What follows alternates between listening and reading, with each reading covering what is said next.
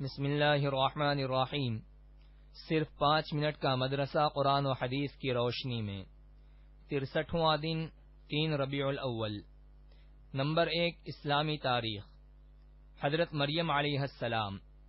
حضرت مریم بنت عمران بنی اسرائیل کے ایک شریف گھرانے میں پیدا ہوئیں۔ قرآن میں 12 جگہ ان کا نام آیا ہے اور ان کے نام سے ایک مکمل سورت اللہ تعالی نے نازل فرمائی ہے۔ ان کے والد حضرت عمران بیت المقدس کے امام تھے۔ حضرت مریم علیہ السلام بچپن ہی سے بڑی نیک سیرت تھیں۔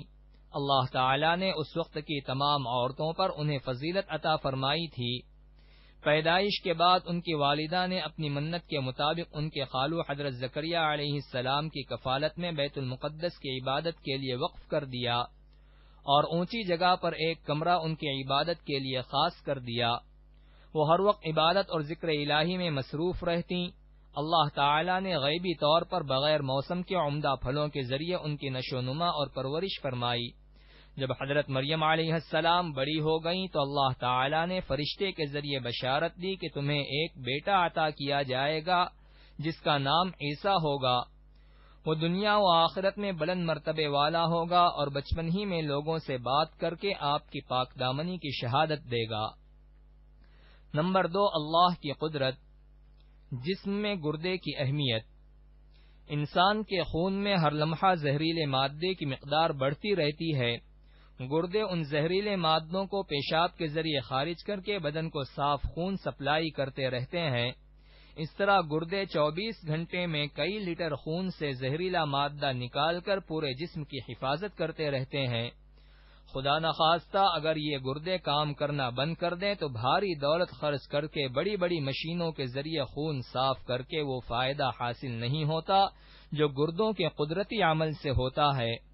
گردوں کے ذریعے خون سے زہریلے مادوں کو خارج کر کے جسم انسانی کی حفاظت کرنا اللہ کی بہت بڑی قدرت ہے۔ نمبر 3، ایک فرض کے بارے میں۔ بغیر وضو کے نماز نہیں ہوتی۔ رسول اللہ صلی اللہ علیہ وسلم نے فرمایا، اسلام میں اس شخص کا کچھ بھی حصہ نہیں جو نماز نہ پڑھتا ہو، اور وضو کے بغیر نماز نہیں ہوتی۔ نمبر 4، ایک سنت کے بارے میں۔ دروازے پر سلام کرنا۔ رسول اللہ صلی اللہ علیہ وسلم جب کسی کے گھر کے دروازے پر آتے تو بالکل سامنے کھڑے نہ ہوتے بلکہ دائیں طرف یا بائیں طرف تشریف فرما ہوتے اور السلام علیکم فرماتے۔ نمبر 5، ایک اہم عمل کی فضیلت۔ اللہ کا ذکر کرنا۔ رسول اللہ صلی اللہ علیہ وسلم نے فرمایا، جو شخص صبح کو 100 مرتبہ اور شام کو 100 مرتبہ سبحان اللہ و بحمدہ پڑھے اس کے گناہوں کی مغفرت کر دی جائے گی، خواہ اس کے گناہ سمندر کے جھاگ سے زیادہ ہوں۔ نمبر 6، ایک گناہ کے بارے میں۔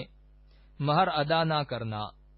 رسول اللہ صلی اللہ علیہ وسلم نے فرمایا، جس آدمی نے کسی عورت سے مہر کے بدلے نکاح کیا اور اس کا مہر ادا کرنے کا ارادہ نہ ہو تو وہ زانی کے حکم میں ہے، اور جس آدمی نے کسی سے قرض لیا پھر اس کا قرض ادا کرنے کی نیت نہ ہو تو وہ چور کے حکم میں ہے۔ نمبر 7، دنیا کے بارے میں۔ مال کی چاہت۔ رسول اللہ صلی اللہ علیہ وسلم نے فرمایا، لوگوں پر ایک زمانہ ایسا آئے گا جس میں لوگوں کو اپنے مال کی زکوٰۃ دینا بہت بھاری گزرے گا۔ نمبر 8، آخرت کے بارے میں۔ متقی اور پرہیزگاروں کا انعام۔ قرآن میں اللہ تعالیٰ فرماتا ہے، جو لوگ پرہیزگاری اور تقوی کے پابند تھے اللہ تعالیٰ ان کو کامیابی کے ساتھ جہنم سے بچا لے گا، نہ ان کو کسی طرح کی تکلیف پہنچے گی اور نہ وہ کبھی غمگین ہوں گے۔ نمبر 9، طب نبوی سے علاج۔ مسواک کے فوائد۔ رسول اللہ صلی اللہ علیہ وسلم نے فرمایا، مسواک منہ کی صفائی اور خدا کی رضامندی کا ذریعہ ہے۔ فائدہ۔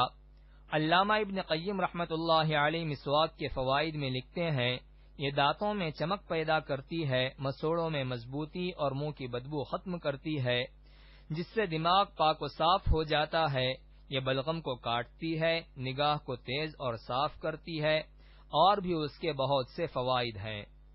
نمبر 10، قرآن کی نصیحت۔ قرآن میں اللہ تعالیٰ فرماتا ہے، اگر کسی بات پر تم میں اختلاف ہو جائے تو اللہ اور اس کے رسول کے حکم کی طرف رجوع کرو۔ اگر تم اللہ اور قیامت کے دن پر ایمان رکھتے ہو یہ طریقہ تمہارے لیے بہتر ہے اور اچھا بھی ہے۔